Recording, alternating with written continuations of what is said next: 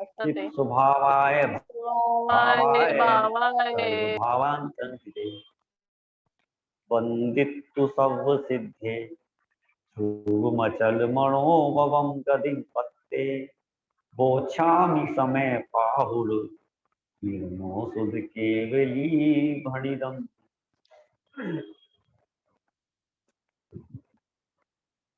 Page number है 48 और कलश नंबर है 20।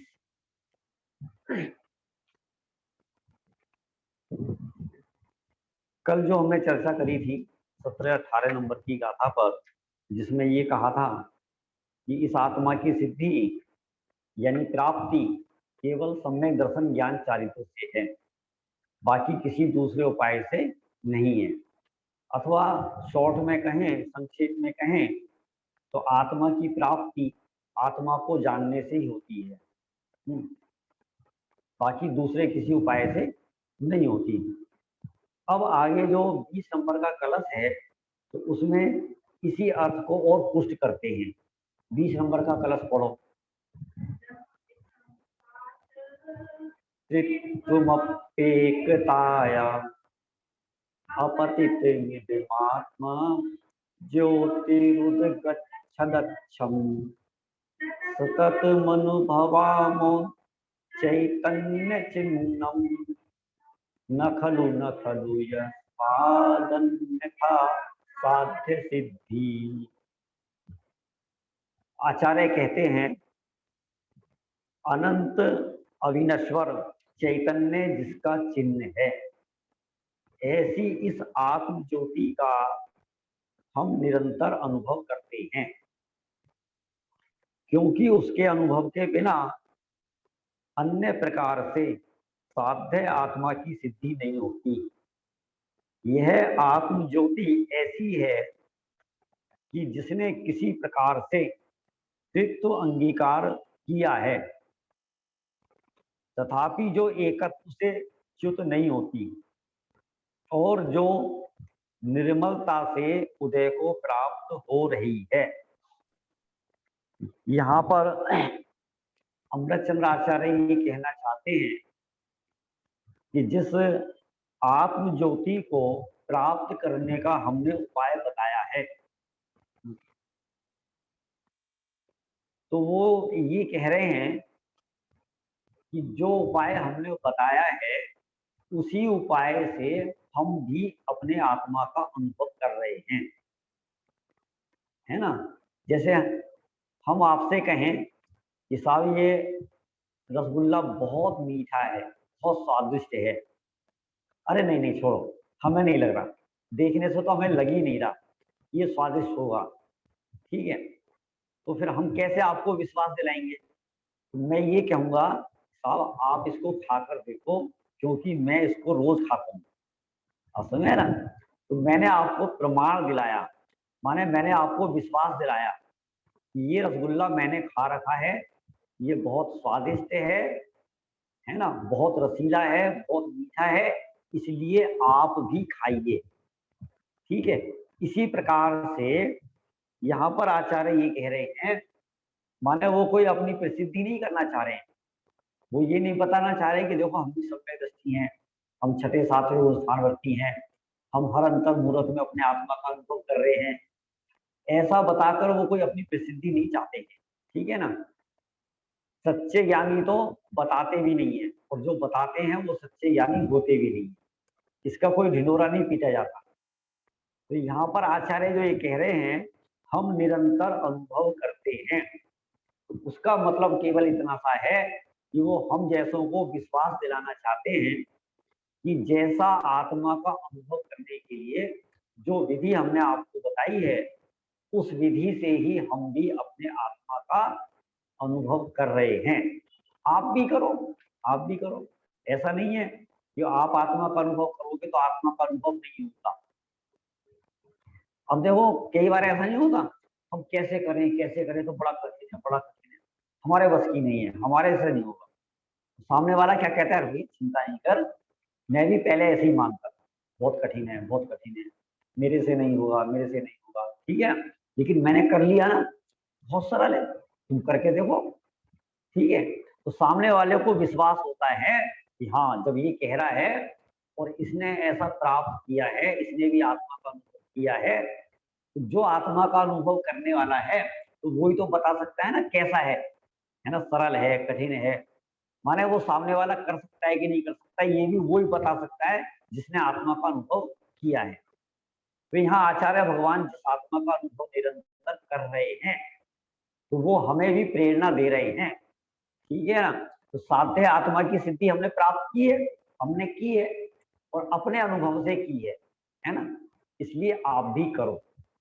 तो क्या कहा, हम निरंतर अनुभव करते हैं, क्योंकि उसके अनुभव के बिना अन्य प्रकार से साध्य आत्मा की सिद्धि नहीं होती। वो ये जानते हैं हमने जिस विधि से आत्मा की सिद्धि की है, जिस उपाय से, ठीक है, उन्होंने भी तो पहले जोर लगाया होगा ना सब प्रकार का, वो भी तो सब जगह गए होंगे ना, शायद यहाँ हो जाए, यहाँ हो जाए, यहाँ हो जाए, ठीक है ना, शास्त्र पढ़ने से हो जाए, भगवान की वाणी सुनने से हो जाए, अनुव्रत महाव्रत का पालन करने से हो जाए, तीर्थ यात्रा करने से हो जाए, दान देने से हो जाए, सर्दी गर्मी सहने से हो जाए। जब उन्होंने देखा कि इन किन्हीं उपायों से आत्मा की सिद्धि नहीं होती, तो उन्होंने आत्मा की सिद्धि करने के बाद, आत्मा को प्राप्त करने के बाद, आत्मा का अनुभव करने के बाद, जब उन्होंने देखा कि साध्य आत्मा की सिद्धि केवल इसी प्रकार से होती है, किस प्रकार से होती है, आत्मा को जानने से होगी, ठीक है। अब आत्मा को कैसे जानना है, दर्शन ज्ञान साहित्य से जानना है। आप उसी का ज्ञान करो, पहले ज्ञान करो, फिर आपको उसका श्रद्धान होगा। जब आपको ज्ञान और श्रद्धान होगा तब आप उसका अनुसरण भी करोगे। इसलिए समझ में गए, क्योंकि लगाकर उन्होंने क्या कहा, क्योंकि उसके अनुभव के बिना अन्य प्रकार से साध्य आत्मा की सिद्धि नहीं होती, प्राप्ति नहीं होती। वह आत्म ज्योति ऐसी है कि जिसने किसी प्रकार से त्रित्व अंगीकार किया है, माने तीन पने को प्राप्त किया है, त्रित्व पने को, त्रिस्वभाव को प्राप्त किया है। त्रिस्वभाव को प्राप्त करने पर भी वो अपने एकत्व को नहीं छोड़ती। देखो, जैसे अग्नि है, तो अग्नि में तीन स्वभाव हैं, दाहक, पाचक और प्रकाशक। अग्नि प्रकाश भी करती है, लालटेन जलाते हैं ना, वो क्या हो रहा है, प्रकाश हो रहा है, ठीक है। दाहक जलाती भी है, कहीं भी कूड़े के ढेर को जलाना हो तो जलाने का काम भी करती है। अग्नि पकाने का काम भी करती है, ठीक है, दाल को पका देती है, चावल को पका देती है। तो ऐसे ही अग्नि में तीन गुण हैं, त्रित्वपने को प्राप्त होती है, त्रित्वपने को, ठीक है ना। तो ऐसे आप देखोगे ना कि अग्नि तीन प्रकार की है, तीन प्रकार का कार्य करती है। वो दाहक भी है, प्रकाशक भी है और पाचक भी। लेकिन यदि आप एक रूप से देखो तो अग्नि को अग्नि रूप से देखो तो अग्नि है, ठीक है। तीन प्रकार का काम करते हुए भी वह अपने एकत्व को नहीं छोड़ती। एकत्व को माने कि वो अग्नि अपने अग्निपने को नहीं छोड़ती, ठीक है, उष्ण स्वभाव को नहीं छोड़ती। ऐसे ये आत्मा जिसने त्रित्वपना अंगीकार किया है। अब त्रित्वपना दर्शन ज्ञान चाहिए, त्रित्वपना, ठीक है ना। त्रित्वपना माने उत्पाद व द्रव्य भी हो सकता है, ठीक है। भले ही उसमें उत्पाद व होता है, भले ही उसमें दर्शन ज्ञान चाहिए का कार्य होता है, तो भी जो एकत्व से च्युत नहीं होती आत्म ज्योति, ठीक है, माने जो ज्ञायक मात्र रहता है, ठीक है, जो अपने से अभिन्न, पर से भिन्न रहता है, ऐसा आत्मा मात्र, आत्म ज्योति, उसका नाम है एकत्व, ठीक है। उससे च्युत नहीं होती, माने उससे रहित नहीं होती, है ना, एकत्व से रहित नहीं होती, और जो निर्मलता से उदय को प्राप्त हो रही है। माने ये जो आत्म ज्योति है, निर्मलता से उदय को प्राप्त है। निर्मलता से माने स्वभाव से देखो तो वो परम पवित्र है, निर्मल है। कैसे है निर्मल? कि आत्म ज्योति द्रव्य कर्म, भाव कर्म, मोह कर्म, इन मलों को नहीं छूती, स्पर्श नहीं करती। भले ही द्रव्य कर्म, भाव कर्म, मोह कर्म का संयोग है अनादिकाल से, ठीक है। आत्मा को मलिन करने वाले यदि कोई भाव हैं तो वो ये कर्म है, राग आदि भाव है, ठीक है ना। बाकी आत्मा को कोई मलिन नहीं कर सकता, ठीक है ना। शरीर में रक्त है, मवाद है, मल है, मूत्र है, हड्डी है, मांस है, चर्बी है, इससे आत्मा की मलिनता नहीं होती, इनसे आत्मा मलिन नहीं होता है। क्यों? क्योंकि ये तो आत्मा को छूते भी नहीं है। आत्मा जो मलिन होता है वो केवल रागादि विकारी भावों से होता है, ठीक है ना। लेकिन वो भी आत्मा के ऊपर ऊपर तैरते हैं, आत्मा में प्रवेश नहीं करते। आत्मा राग के साथ रहता है लेकिन रागी नहीं होता। समझ में आ रहा है कि नहीं है ना? ऐसा राग से सदा काल भिन्न रहा, संयोग में है, ठीक है, एक क्षेत्रावकाश संबंध है, लेकिन आत्मा रागी नहीं हुआ। यदि रागी हो जाता तो क्या होता? बोलो क्या होता? यदि रागी हो जाता तो फिर वो तीन काल में कभी भी वीतरागी नहीं हो सकता। समझ में? तो वो वीतरागी हुआ तो जब वो वीतरागी हुआ तब ये पता चला कि आत्मा कभी रागी हुआ ही नहीं था। बात समझ में आई कि नहीं आई? है ना? ऐसा तो वो क्या है, जो निर्मलता से उदय को प्राप्त हो रही है, कि वह आत्म ज्योति स्वभाव से देखो तो वो निर्मलता से ही, पवित्रता से ही उदय को प्राप्त हो रही है ना, प्रकट है, प्रकट अनुभव में आ रही है।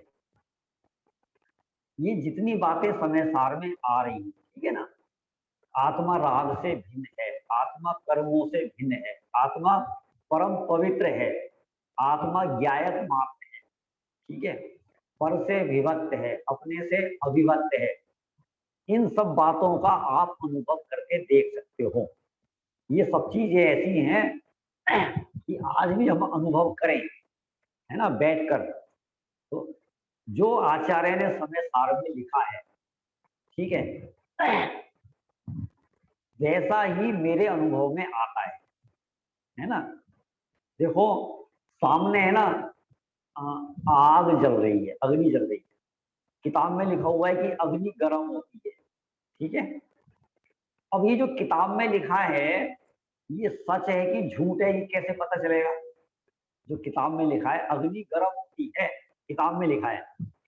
अब ये प्रमाण कैसे हो, सबूत कैसे मिले कि ये अग्नि किताब में लिखा है सच्चा है? बोलो कैसे पता चलेगा? छू कर ही पता, ठीक है ना। बस अब जैसे हमने छुआ और छूने से एकदम अपने को गर्म लगा, तो अब क्या है, मुझे ये बात प्रमाण करने की अन्य जगह से कोई आवश्यकता नहीं है कि किताब में जो लिखा है वो झूठ है या सच है। अनुभव ने आगम को प्रमाण किया। क्या कहा? अनुभव ने आगम को प्रमाण किया। अब ये जो समय सार में लिखा है कि आत्मा सदा काल द्रव्य कर्म, भाव कर्म, मोह कर्म से रहित है, आत्मा में राग ने प्रवेश नहीं किया, आत्मा तो देह से भिन्न है, रागादि भावों से भिन्न है, तो आप चिंता क्यों करते हो? इसमें सच लिखा है कि झूठ लिखा है, आप एक मिनट के लिए अनुभव करके देख लो, है ना, आत्मा में जाकर देख लो शरीर भिन्न है कि नहीं है।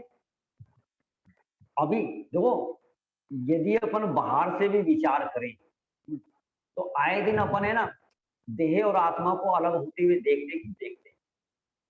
जो देह है वो ज्यों की त्यों, सारी की सारी, शरीर का एक एक बाल, शरीर का एक एक रोम यहीं पड़ा रह जाता है, और जो जानने देखने वाला आत्मा है वो इसमें से निकल जाता है।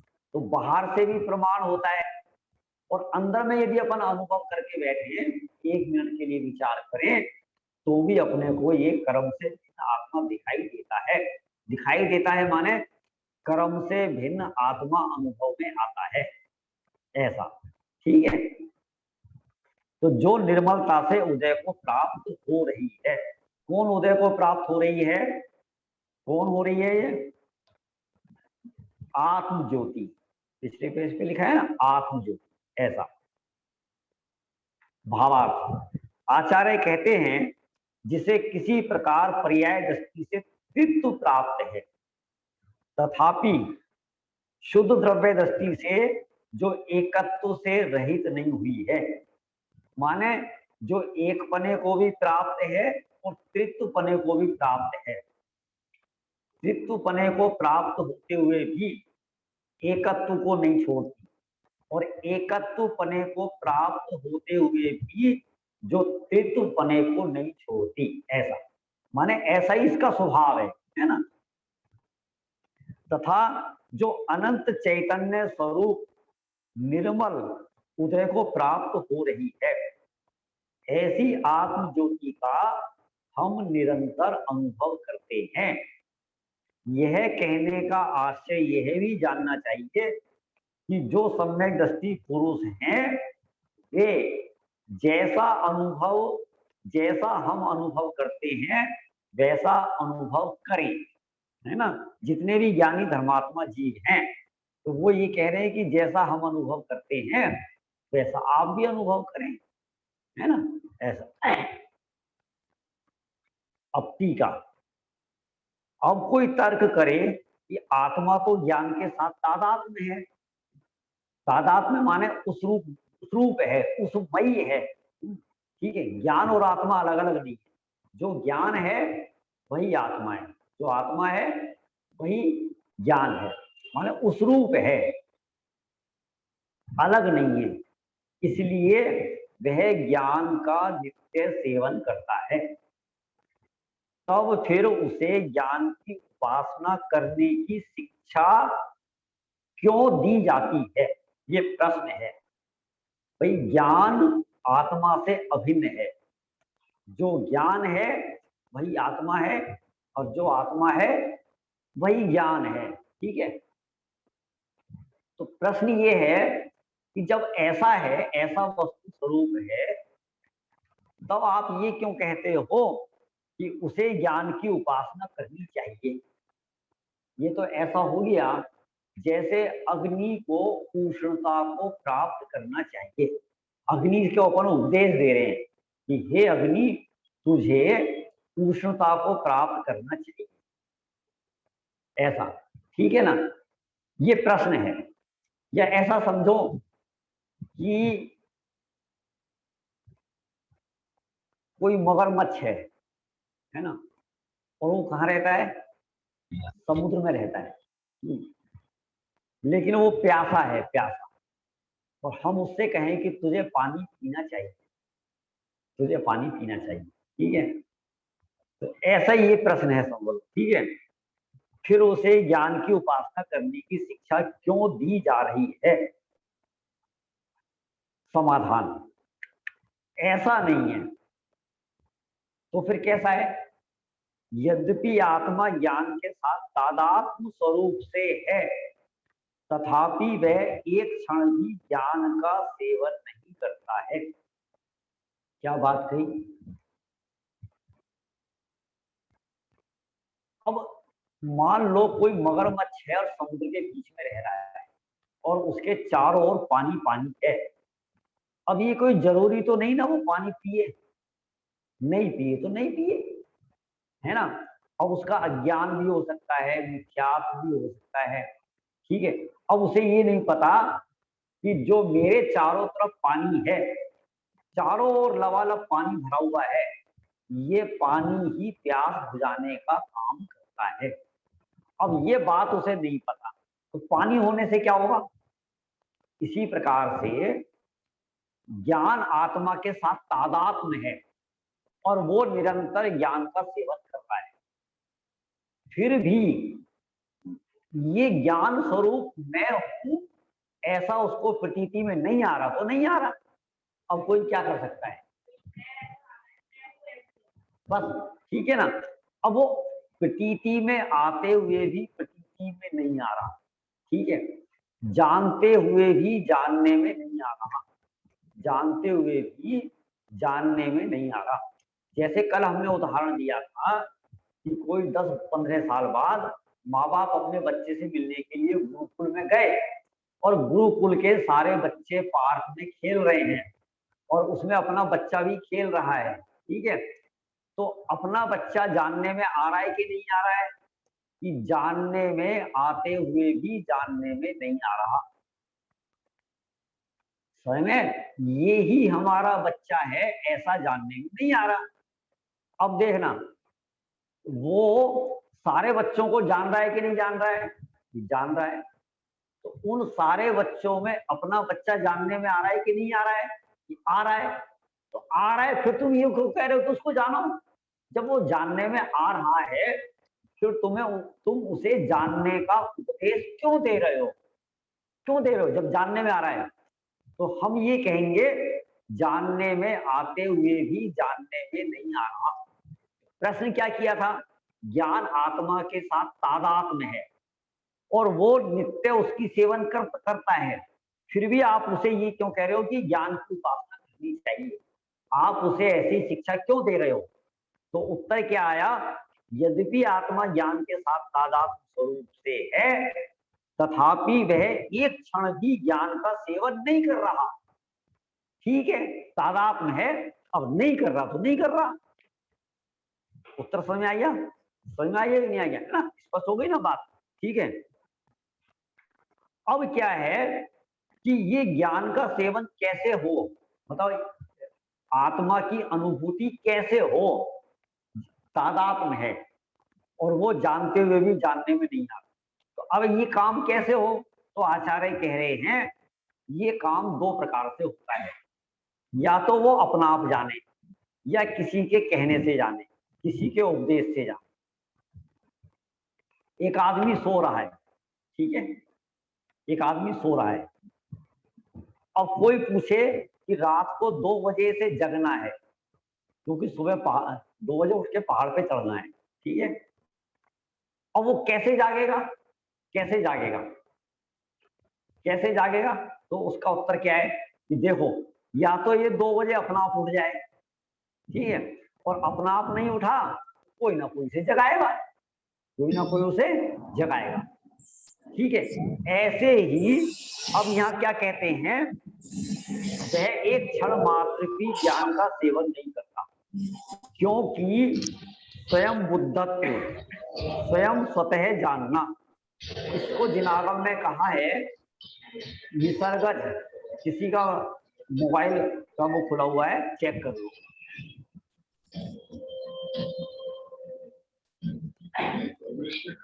आज आपने नहीं खोला क्या?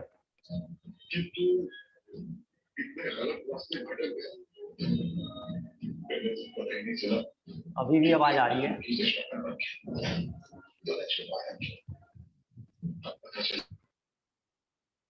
ये ना कैसे चलाइए देखने के लिए जाएगा ना।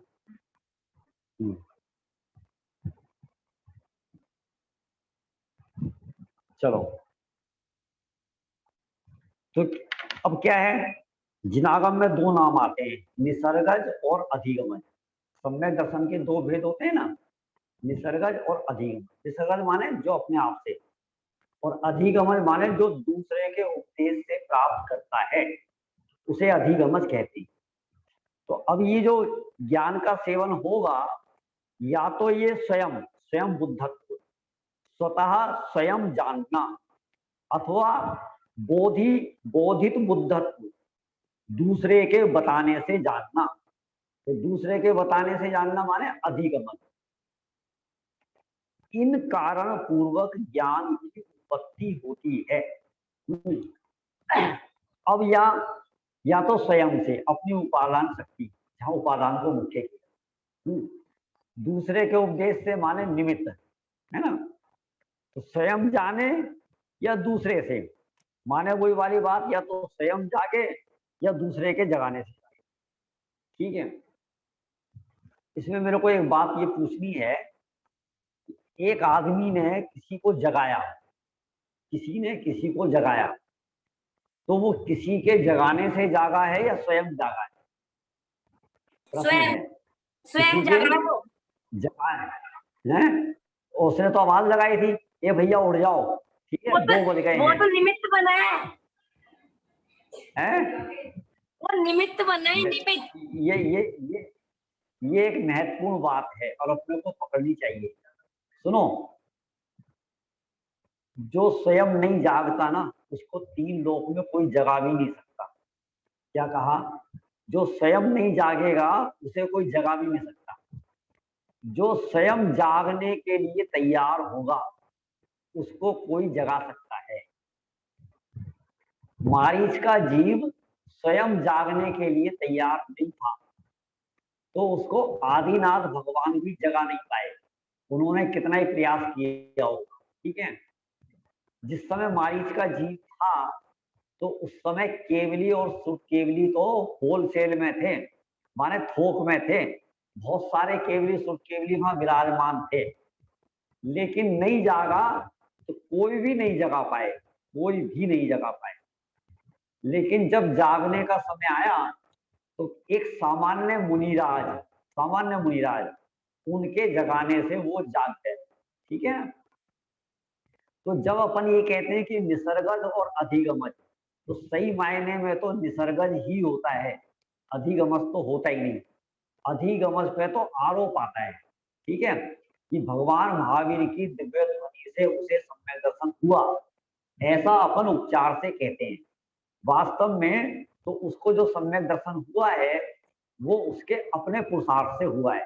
ठीक है, भगवान महावीर ने तो बहुत सारे लोगों को उपदेश दिया था, सबको सम्यक दर्शन होना चाहिए था, लेकिन सबको सम्यक दर्शन नहीं हुआ। ठीक है ना, इसलिए जो जागता है उसको जगाता है, जो जागने को तैयार नहीं है उन्हें कौन जगा सकता है। ठीक है, ऐसा। ठीक है, अब ये बताए अपना पुरुषार्थ या निमित्त। अब कहते काल लब्धि, या तो काल लब्धि आए, समय आए, ठीक है ना, तब स्वयं ही जान ले, अथवा कोई उपदेश देने वाला मिले तब जाने। जैसे सोया हुआ पुरुष या तो स्वयं ही जाग जाए अथवा कोई जगाए तब जागे, है ना। अब जो जगाए, जिसने जगाया है ना, तब भी वो स्वयं ही जागा है ना। यहां पुनः प्रश्न होता है, अब यहां से वो अगली गाथा को जोड़ेंगे, अगली गाथा में जो चर्चा आने वाली है। यहां पुनः प्रश्न होता है कि यदि ऐसा है तो जानने के कारण से पूर्व क्या आत्मा अज्ञानी ही है? माने जब तक अनुभूति स्वरूप भगवान आत्मा जानने में नहीं आया, वैसे तो जानने में आ ही रहा है, लेकिन अपनेपन से जानने में नहीं आ रहा, ये ही मैं हूं ऐसा जानने में नहीं आ रहा। तो प्रश्न ये लगाया कि जब तक ऐसा जानने में नहीं आता तो उससे पहले तब तक क्या आत्मा अज्ञानी ही है? क्योंकि उसे सदा अप्रतिबुद्धत्व है। प्रतिबुद्धत्व माने होता है ज्ञानी और अप्रतिबुद्धत्व माने होता है अज्ञानी। तो इसका उत्तर ऐसा ही है कि वह अज्ञानी ही है, वह अज्ञानी ही है। माने प्रश्न ये पूछा, जब तक आत्मा जानने में नहीं आया तब तक क्या वो अज्ञानी है? हाँ, अज्ञानी है, ऐसा। तो उत्तर क्या आया कि वो अज्ञानी है ना। अब सुनो, जब तक अपने आत्मा को नहीं जाना, ठीक है, अब मैं और आगे बढ़ा रहा हूं, जब तक अपने आत्मा को नहीं जाना लेकिन सारे शास्त्रों को जान लिया, समय सार जान लिया, प्रवचन सार जान लिया, तत्वार सूत्र पढ़ लिया, याद कर लिया, समझ लिया, सटखंडागम, धवला, जय धवल, राजवार्तिक, श्लोकवार्तिक, सारे शास्त्रों को जान लिया, तो अब तो अपन उसे ज्ञानी कह सकते हैं ना, है ना। बोलो, अब अपन उसे ज्ञानी कह सकते कि नहीं कह सकते? बोलो बोलो विपिन जी, बोलो विपिन भैया, बबीता, बोलो। सारे शास्त्रों को जान लिया, समझ में है कि नहीं है? तो इससे आप ऐसा अर्थ निकालना, हाँ, जब तक अपनी अब ऐसा अर्थ निकालना, बेकार है। बस ठीक है ना। तो इससे क्या समझ में आया अपने को कि जब तक अपनी आत्मा को नहीं जाना तब तक वह अज्ञानी है। अज्ञानी है माने अप्रतिबुद्ध है, ऐसा। अच्छा, अब जो अप्रतिबुद्ध है, ठीक है, उसकी पहचान क्या है? पहचान क्या है, लक्षण क्या है? ठीक है, देखो इतने सारे मनुष्य हैं, बहुत सारे मनुष्य जानने में आते हैं, तो आपने किसी सम्यक दृष्टि को देखा? देखा? सम्यक ज्ञानी को देखा? कैसे पता चलेगा? उसके सींग निकल जाएंगे, उसका शरीर सुंदर हो जाएगा, चेहरे पे चमक आ जाएगी, क्या होगा बोलो, क्या होगा? अच्छा, दूसरों को जानना है कि अपने को जानना है? हमें तो अपने को जानना है। अब अपने को कैसे जाने कि हम ज्ञानी हैं क्या ज्ञानी? अस्थि से तो तरीका ये है, आत्मा जानने में आ गया तो ज्ञानी, ठीक है। और आत्मा नहीं जानने में आया, जब तक आत्मा जानने में नहीं आता तो उस अज्ञानी के कैसे लक्षण होते हैं वो यहाँ बताते हैं। अज्ञानी कैसे लक्षण होते हैं? तो सम्यक जैन का माइक खुला हुआ है। सम्यक जैन जो भी हैं, सम्यक जैन का माइक खुला हुआ है। हाँ चलो, बीच बीच में जिनके माइक खुल जाते हैं ना, फिर बीच में आवाज आने लगती है। तो अब इसका उत्तर देते हैं इस गाथा में। गाथा नंबर है 19। अब यहाँ पुनः पूछते हैं कि यह आत्मा कितने समय तक अप्रतिबुद्ध रहता है? यह आत्मा कितने समय तक अप्रतिबुद्ध रहता है? अप्रतिबुद्ध माने क्या है? अप्रतिबुद्ध माने अज्ञानी, ठीक है। अप्रतिबुद्ध माने अज्ञानी, अज्ञानी माने मिथ्या दृष्टि। जब भी ऐसा अज्ञानी आएगा ना, अज्ञानी माने मिथ्या दृष्टि, ठीक है। जो शास्त्रों को जानता है अपन उसे लोक में ज्ञानी कहते हैं, लेकिन वो ज्ञानी नहीं है, अज्ञानी, ठीक है। जो आत्मा को जानता है वो ज्ञानी, सम्यक दृष्टि, और जो आत्मा को नहीं जानता वो अज्ञानी और मिथ्या दृष्टि, ठीक है। अब प्रश्न क्या किया है? कितने समय तक अप्रतिबुद्ध रहता है वो बताओ आप, वो बताओ, ठीक है। अच्छा, इसमें चर्चा किसकी है? किसकी चर्चा है? मेरी, ठीक है ना, मेरी चर्चा है।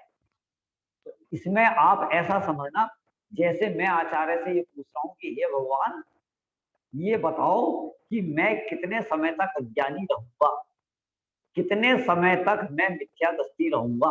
सोचो, अब यदि आचार्य खुद ये कह दे कि तुम है ना 10 साल 7 महीने और 13 दिन तक अज्ञानी रहोगे, अब बताओ तुम्हें कैसा लगेगा? मजा आ गया, मजा आ गया। बस केवल 10 साल है ना, 7 महीने 13 दिन, ओहो वाह, उसके बाद तो मैं सम्यक दृष्टि हो जाऊंगा, मजा आ जाएगा, मजा आ जाएगा। तो ऐसा उत्तर तुम्हें मिले तो तुम्हें कैसा लगेगा? अच्छा, जब ये पूछा है कितने समय तक, तो उत्तर कैसा आना चाहिए? ऐसा ही आना चाहिए ना, 10 साल तक, 20 साल तक, है ना, 1 भव तक, 2 भव तक, इतने समय तक, यानी 1 अवसरपणी काल, 1 पुण्यावसरपणी काल, इतने कल्प काल तक।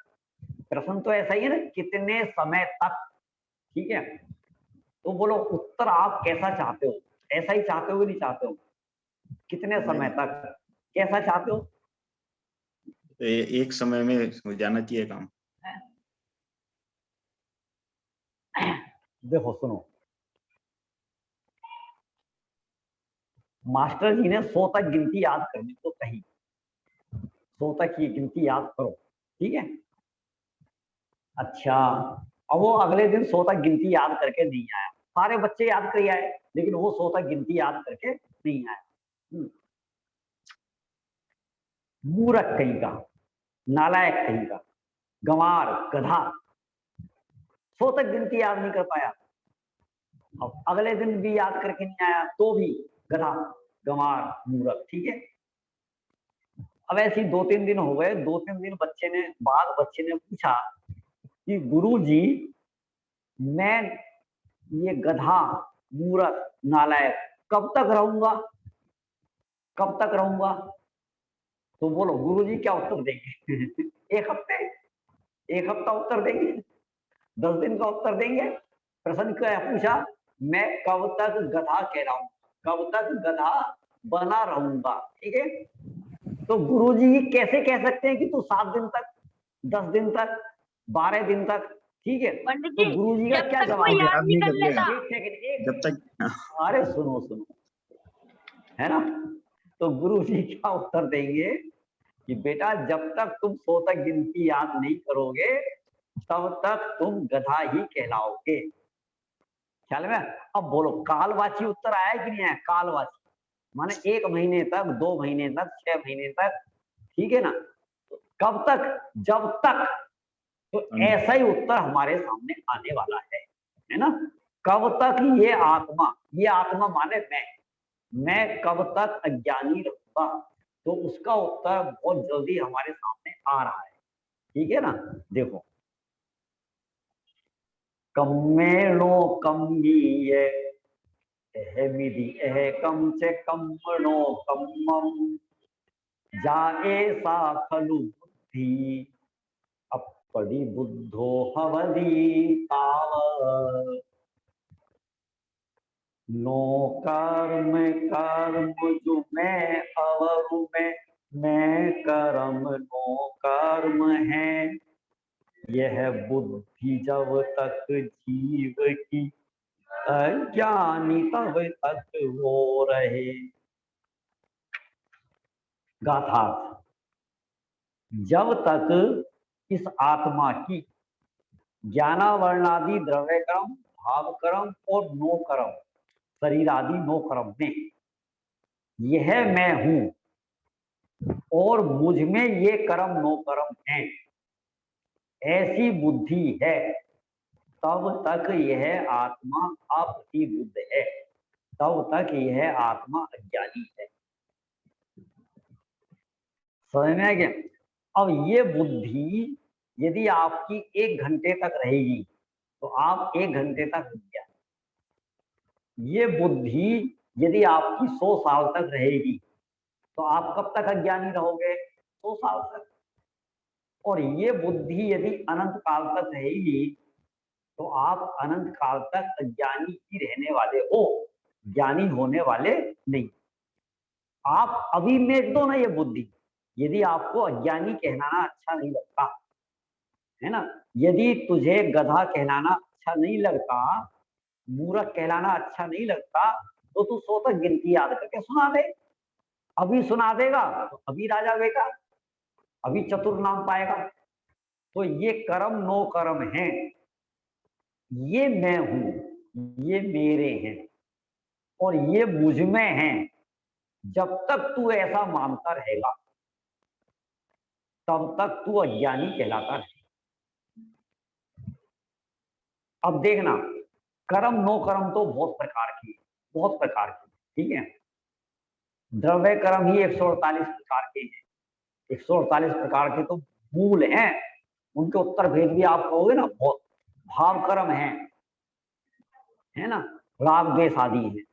नो कर्म है, जगत में दिखाई देने वाले जितने पदार्थ है ना, जितने भी पदार्थ है, अपने मकान में एक सुई रखी है, सुई, वो भी नो कर्म है। तो अब है ना, इनमें से आप किसी भी एक कर्म को पकड़ लो। शरीर है, शरीर नो कर्म है कि नहीं? अच्छा पंडित जी, अब क्या इस शरीर को क्या, एक सेकंड, शरीर को क्या मानता है? ये शरीर मेरा है, ये शरीर मेरा है, ठीक है। या तो ये ऐसा मानता है, या ये मैं हूं, ये मैं हूं, ठीक है, ये शरीर ही मैं हूं। तो इसका नाम है नो कर्म को अपना मानना, ठीक है। ये मैं हूं, ये मैं हूं, या ये मेरे हैं, ठीक है। तो जब तक तेरे को ऐसी बुद्धि है तब तक तू अज्ञानी है। अज्ञानी है माने तू अप्रतिबुद्ध है। गाथार्थ समझ में आ गया कि नहीं आ गया? ठीक है। अब ऐसे आप सारे कर्म नो कर्म में ले लेते, जैसे ज्ञानावर्णी कर्म है, तो ज्ञानावर्णी कर्म के उदय से ज्ञान अल्प होता है ना, अल्प ज्ञान होता है। तो ये अपने आप को क्या मानता है? मैं अज्ञानी, मैं अज्ञानी हूँ। मोह कर्म है तो रागादि भाव होते हैं, मैं रागी हूँ, ऐसा मैं रागी हूँ, मैं द्वेषी हूँ, मैं क्रोधी हूँ, या ये रागादि भाव आत्मा में है, आत्मा में रागादि भाव है, तो इसका नाम है, जब तक ये कर्म नो कर्म को अपना मानता है या ये आत्मा में है ऐसा मानता है, जब तक ऐसी बुद्धि रहेगी तब तक तू अज्ञानी रहेगा। ये मकान मेरा है, ये शरीर मेरा है, ये पुत्र मेरा है, ये फैक्ट्री मेरी है, ये दुकान मेरी है, ये गांव मेरा है, ये रिश्तेदार मेरे हैं, तो ये सारी मान्यताएं है कि नहीं? अब बताओ, जब तक ये रहेंगी तब तक तू अज्ञानी है। अभी तो बाहर की वस्तुओं में तेरा अपनापन है जो प्रत्यक्ष आत्मा से भिन्न दिखाई देती है। ये शरीर आत्मा से भिन्न है, ये मकान दुकान आत्मा से भिन्न है, ये स्त्री पुत्र आदि अत्यंत भिन्न हैं। जो आंखों से दिखाई देने वाले पदार्थ हैं, अभी तो तू उनको अपना मानता है। जो राग है, द्वेष है, क्रोध है, जो आत्मा के विभाव भाव हैं, जो आत्मा से आंखों से भिन्न दिखाई नहीं देते हैं, उनको तू अपना माने बैठा है, वो भिन्न कैसे होंगे? समझ में आया कि नहीं आया? हाँ, पूजा प्रश्न पूछ रही थी ना, पूजा। आपने कहा था नो कलम, वो दोबारा पूछना था मेरे को। नो कर्म का मतलब ये है, नो माने नाइन नहीं, नाइन, नो माने नाइन नहीं, ठीक है। नो माने किंचित वाचक, नो ईषद वाचक, ठीक है। नो पे दो मात्रा लगाओगे तो नाइन हो जाएगा, नव, है ना। लेकिन यहाँ पर है नो, नो ईषद वाचक, माने जितने द्रव्य कर्म और भाव कर्म, रागादि भाव कर्म और ज्ञानावर्णादि द्रव्य कर्म, ये जितने ताकत वाले हैं, माने ये जीव का जितना नुकसान करते हैं, जितनी ताकत से, नो कर्म उतनी ताकत से जीव का नुकसान नहीं करते। ये मकान दुकान है ना, ये शरीर, ये पर पदार्थ, ये आत्मा का इतना नुकसान नहीं करते जितना ज्यादा नुकसान आत्मा के रागादि भाव करते हैं। इसलिए इनको नो कर्म कहते हैं, है ना। नो कर्म क्या चीज है? नो कर्म क्या चीज है? अपना शरीर नो कर्म है ना। और शरीर से संबंध रखने वाले जितने भी पदार्थ हैं, इस शरीर के साथ जिन जिन चेतन अचेतन पदार्थों का संबंध है, वो सारे चेतन अचेतन पदार्थ नो कर्म है, नो कर्म।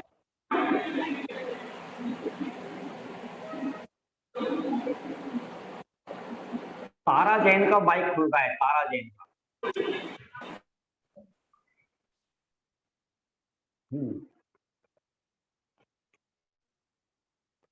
चलिए, समझ में आ गया ना, नो कर्म समझ में आ गया ना, है ना। चलो, गाथार्थ स्पष्ट हो गया सबको, गाथार्थ समझ में आ गया। अब आगे चलें। जैसे स्पर्श रस गंध वर्ण आदि भावों में तथा चौड़ा गहरा अवगाहन रूप उदर आदि के आकार परिणत हुए मुद्गल के स्कंधों में यह घट है। क्या कहा? यहां तक एक सेंटेंस पूरा हुआ। इसमें क्या कहना चाहते हैं? देखो, तीन चीजें बताई थी अपन ने। जगत में तीन वस्तुएं होती हैं, एक द्रव्य, एक गुण, एक पर्याय। तीन से अलग कोई चीज नहीं होती है ना, द्रव्य गुण पर्याय। तो होता क्या है, किसी भी वस्तु में गुण पर्याय में द्रव्य की अनुभूति होती है और द्रव्य में गुण पर्याय की अनुभूति होती है, ऐसा। तो देखो, स्पर्श रस गंध वर्ण क्या चीज है? ये है गुण। जैसे स्पर्श रस गंध वर्ण आदि भावों में, अब ये भाव क्या है? ये गुण है, गुण। तथा अब ये पर्याय है, चौड़ा गहरा अवगाहन रूप उदरादि के आकार परिणत हुए उद्गल के स्कंदों में, ये पर्याय है। तो इनमें कैसी कि ये घट है, ये घड़ा है, इस प्रकार। और घड़े में यह स्पर्श रस गंध वर्ण आदि भाव तथा चौड़े गहरे मुद्राकार आदि रूप परिणत उद्गल स्कंद हैं। इस प्रकार वस्तु के अभेद से अनुभूति होती है। क्या कहा? अब मैं इसको शॉर्ट में करता हूं। जैसे अग्नि में उष्णता की और उष्णता में अग्नि की अभेद अनुभूति होती है। आप जब जब भी अग्नि को जानते हो तो अग्नि और उष्णता दो भेद से जानते हो कि अभेद से जानते हो? जब जब भी आप अग्नि को जानते हो, बोलो, भेद से जानते हो कि अभेद से जानते हो? आप भेद अनुभूति करते हो, अभेद अनुभूति करते हो? अभेद। अभेद, ठीक है ना? स्पष्ट समझ में आएगा ना? पकड़ में आ रहा है ना? आप अग्नि को दो प्रकार से नहीं जानते। जब भी आप अग्नि को जानोगे आप अभेद से जानोगे। माने एक उसका गुण है और एक उसकी द्रव्य है। अच्छा, अपन पर्याय भी ले लो। पर्याय है पीले रंग की, ठीक है? तो अग्नि में उष्णता और पीलेपन की, उष्णता और पीलेपन में अग्नि, ऐसी अभेद अनुभूति होती है। ठीक है, ये उदाहरण है, उदाहरण। अब इसी प्रकार इस जीव को, ऐसा लगाना, इस जीव को कर्म मोह आदि अंतरंग परिणाम तथा नो कर्म शरीर आदि बाह्य वस्तुएं सब पुद्गल के परिणाम हैं। या तो आत्मा में पाए जाने वाले राग आदि परिणाम या बाहर में पाई जाने वाली वस्तुएं, ये सब किसके परिणाम हैं? ये सब पुद्गल के परिणाम हैं। राग जीव का है कि पुद्गल का? राग जीव का है कि पुद्गल का? यहां पर किसका कहा? पुद्गल का परिणाम, पुद्गल का। क्यों कह रहे हो पुद्गल का? पुद्गल का क्यों कह रहे हो? क्योंकि राग पुद्गल के लक्ष्य से होता है। क्या कहा? राग पुद्गल के लक्ष्य से होता है। तो जो जिसके लक्ष्य से होता है उसको उसी का कहा जाता है। राग बिना पुद्गल के नहीं होगा, है ना? देखो, हमारा जितना भी राग है ना, चाहे वो पैसे का राग है, चाहे गहने का राग है, चाहे शरीर का राग है, चाहे टीवी का राग है, चाहे मकान का राग है, वो जो सामने स्त्री पुत्र आदि दिखाई देते हैं ना, तो वो चेतन है कि अचेतन? जो सामने स्त्री पुत्र आदि दिखाई देते हैं, माता पिता दिखाई देते हैं, भाई बहन दिखाई देते हैं, ये चेतन है कि अचेतन? अचेतन। अचेतन। बोलो, अचेतन। क्यों? क्यों? मुझसे चलते फिरते नहीं है क्या? कुछ जानते देखते नहीं है क्या? हैं? आप उन्हें अचेतन कैसे कह रहे हो? जो दिखाई देने वाली दिखाई चीजों देता है वो के अचेतन। अचेतन होता है। वाह वाह, बहुत बढ़िया। ये क्योंकि बात, वो क्योंकि जो दिख रहा है, जो आंख से दिख रहा है, हमने कहा जो सामने दिखाई दे रही है, तो दिख क्या रहा है? दिख तो पुद्गल रहा है, ठीक है ना? तो वो अचेतन है।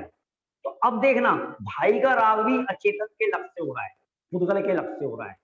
बहन का राग पुद्गल के लक्ष्य से हो रहा है, बेटे का राग पुद्गल के लक्ष्य से हो रहा है, ठीक है? तो यहां पर क्या कहा कि मोह आदि अंतरंग परिणाम, मोह आदि अंतरंग परिणाम और नो कर्म शरीर आदि बाह्य वस्तुएं, ये सब क्या है? सब पुद्गल के परिणाम हैं और आत्मा के तिरस्कार करने वाले हैं। आत्मा का तिरस्कार, आत्मा की हानि पहुंचाने वाले हैं, ठीक है? आत्मा का पतन करने वाले हैं ये परिणाम। तो उनमें यह मैं हूं, यह मैं हूं। कर्म नो कर्म आ गया ना? मोह कर्म है, शरीर और शरीर से संबंधित पदार्थ नो कर्म है। तो उनमें यह मैं हूं, यह मैं हूं, इस प्रकार। और आत्मा में ये कर्म मोह आदि अंतरंग तथा नो कर्म शरीर आदि बहिरंग आत्म तिरस्कारी, आत्मा के तिरस्कार करने वाले पुद्गल परिणाम हैं।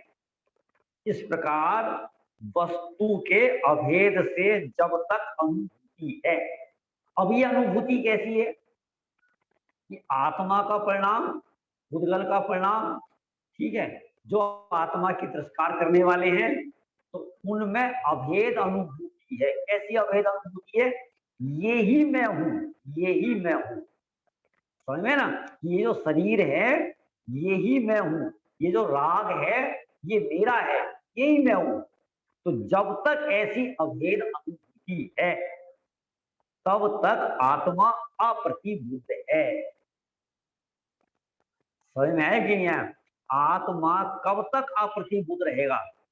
जब तक ऐसी बुद्धि है तब तक अप्रतिबुद्ध है। समझ में आया कि नहीं आया? है ना? और जब कभी जैसे रूपी दर्पण की स्वच्छता ही स्वयं पर के आकार का प्रतिभास करने वाली है और उष्णता तथा ज्वाला अग्नि की है, इसी प्रकार अरूपी आत्मा की तो अपने को और पर को जानने वाली ज्ञाता ही है और कर्म तथा नौकर्म खुद के हैं। पहले दृष्टांत दिया। दृष्टांत क्या दिया? कि जो दर्पण की स्वच्छता है और उसमें जो स्वयं पर को प्रकाशित करने की शक्ति है, सामर्थ्य है, ठीक है, तो वो दर्पण की ही स्वच्छता है। अब चाहे उस दर्पण में दर्पण दिखाई दे रहा है या दर्पण में बाह्य वस्तुएं दिखाई दे रही है, तो दर्पण में दर्पण और दर्पण में बाह्य वस्तुएं दो हैं कि एक है? दो है कि एक है? देखो उदाहरण देखो, यहां सामने दीवार पे दर्पण है, ठीक है, और आप यहां खड़े हो यहां, और आपकी पीठ के पीछे सामने टेबल रखी है, टेबल। तो वो पीठ के पीछे टेबल है ना, तो वो तो नहीं दिखाई दे रही, दर्पण में दिखाई दे रही है। आपकी पीठ के पीछे की टेबल दर्पण में दिखाई दे रही है, ठीक है। टेबल कहाँ दिखाई दे रही है? दर्पण में। कहाँ दिखाई दे रही है? दर्पण दर्पण में। तो फिर पीठ के पीछे क्या, पीठ के पीछे क्या रखा है? टेबल पीठ के पीछे क्या रखा है? टेबल। टेबल है। और दर्पण में क्या रखा है? दर्पण में टेबल। तो टेबल कितनी हो गई? एक। दो। बाजार से कितनी लेकर आए? बाजार से कितनी लेकर आए थे आप? एक। बाजार से कितनी? अब दो कैसे हो गई भैया? आप दो कह रहे हो ना, एक दर्पण में, एक आंखों के सामने, ठीक है, और एक आपकी पीठ के पीछे। एक तो दर्पण में दिखाई दे रही है और एक आपकी पीठ के पीछे रखी हुई है। तो टेबल कितनी हो गई? एक। कितनी टेबल हो गई बोलो? अरे अभी तो दो कह रहे थे, आप बदल क्यों जाते हो?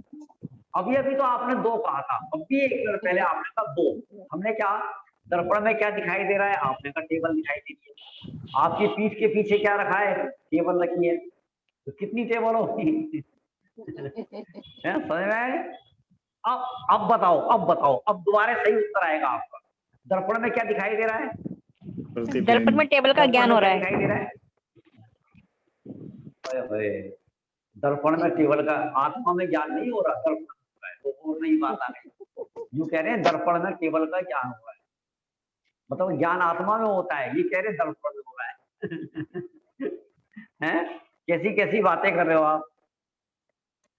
दर्पण में दर्पण है, सीधी सी बात है। दर्पण में टेबल नहीं है। समझ में है कि है? क्या? हाँ बस, ठीक है। सही मायने में तो वो दर्पण की स्वच्छता है, स्वच्छता, ये बात यहां कह रही। वो दर्पण की स्वच्छता है और वो स्वच्छता दर्पण की है। उसमें जो टेबल दिखाई दे रही है ना, तो वो स्वच्छता वो दर्पण की है। दर्पण ही उस रूप से परिणमित हुआ है। दोबारा देखो आप, दोबारा देखो। जब कभी जैसे रूपी दर्पण की स्वच्छता ही स्वयं पर के आकार का प्रतिभास करने वाली है, ठीक है, स्वयं पर के आकार का प्रतिभास, वो दर्पण में जो हो रहा है ना, वो दर्पण है, वो टेबल नहीं है। समझ में?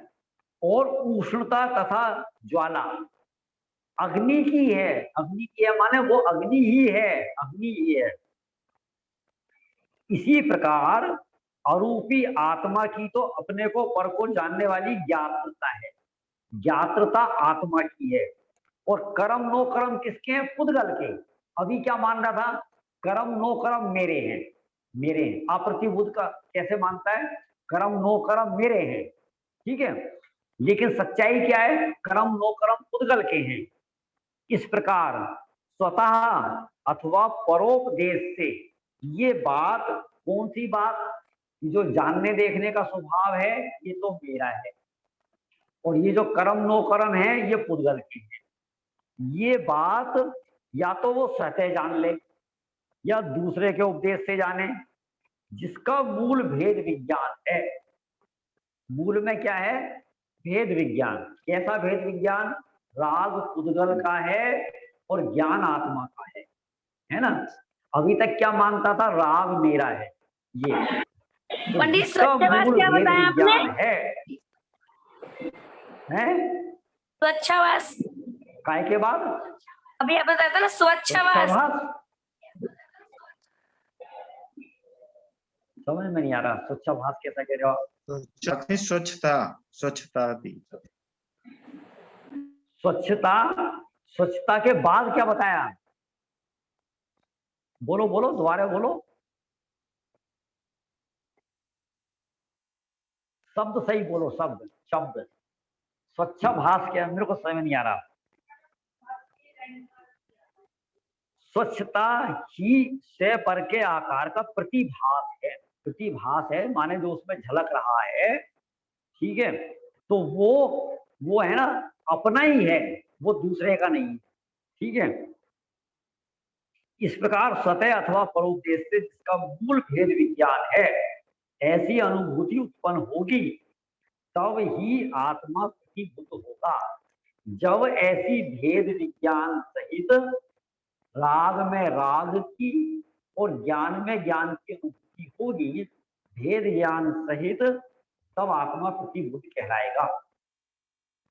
देखो, आत्मा का ज्ञान स्वपर प्रकाशक है, जिसमें ज्ञान भी जानने में आएगा और राग भी जानने में आएगा। आप ये मत सोचो कि राग जानने में नहीं आए, शरीर जानने में नहीं आए, ये टेंशन तो आप निकाल दो कि पर को जानना बंद हो जाएगा। असल में क्या है, जब भी अपन ध्यान में बैठना चाहते हैं तो ध्यान में बैठे, सामायिक में बैठे, अब क्या है, मकान जानने में आ गया, बेटा जानने, अरे ये क्यों जानने में आ गए, इन्हें हटाओ हटाओ, आत्मा जानने में आना चाहिए, ये गड़बड़ है। जानने में तो दोनों चीजें आएंगी, ठीक है। तो अब क्या करना है, उसमें पर को जानना तो बंद नहीं कर सकते आप, है ना। तो अब क्या करना है कि जो से और पर जानने में आ रहा है, ज्ञान और राग जानने में आ रहा है, तो वो जो ज्ञान जानने में आ रहा है ये तो मैं हूं, और जो राग जानने में आ रहा है ये मैं नहीं। बस इसका अभ्यास करना है और कुछ नहीं करना, तब असाध्य आत्मा की सिद्धि होगी। बस ठीक है ना। हम क्या है कि पर को जानना बंद करना चाहते हैं, पर को जानना बंद हो ही नहीं सकता, हो ही नहीं सकता। अच्छा, ऐसा हो सकता है कि दर्पण में कोई पदार्थ ना झलके, ऐसा हो सकता है? क्यों नहीं हो सकता? उसमें पर्दा डाल दो, आगे पर्दा डाल दो, काले रंग का पर्दा डाल दो, बोलो अब उसमें कुछ दिखाई देगा क्या? कुछ दिखाई देगा उसमें? हाँ, ये बात, उसमें काला पर्दा दिखाई देगा। कि हमने उसके आगे काला पर्दा लगा दिया तो अब उसमें क्या झलकेगा? काला पर्दा झलकेगा। आप उसमें लोहे की परत चढ़ा दो, लोहे की परत, अब क्या दिखाई देगा? लोहे की परत दिखाई देगी। यानी दर्पण में आप पर को देखना जानना बंद नहीं कर सकते। जैसे दर्पण में पर को देखना बंद नहीं हो सकता, ऐसे ज्ञान में पर जानने में आना बंद नहीं हो सकता। ज्ञान का स्वभाव है स्वयं पर प्रकाश है, जिसमें से भी जानने में आ रहा है और पर भी जानने में आ रहा है। बस अब ज्ञान में गड़बड़ क्या है कि वो ज्ञान में जो से जानने में आ रहा है वो मैं हूं ऐसा जानने में नहीं आ, बस इतना सा काम करना है, ठीक है। चलो समय हो गया है, बाकी की चर्चा अपन कल करेंगे, भावार्थ कर लेंगे। आज तो वैसे भी हमें 15 मिनट पहले छोड़ देना चाहिए था, क्योंकि 15 मिनट पहले चालू हो गया था, पता ही नहीं लगा। जावाणी के ज्ञान ते सूझे लोकालो, सोवाणी मस्तक नमो सदा देतु तो नमो अरिहंताणम नमो सिद्धाणम नमो आयरीडाणम नमो उवज्झायाणम नमो लोए सब साहूरम। बोलिए द्वासांग में तिनवाणी माता की जय। सभी को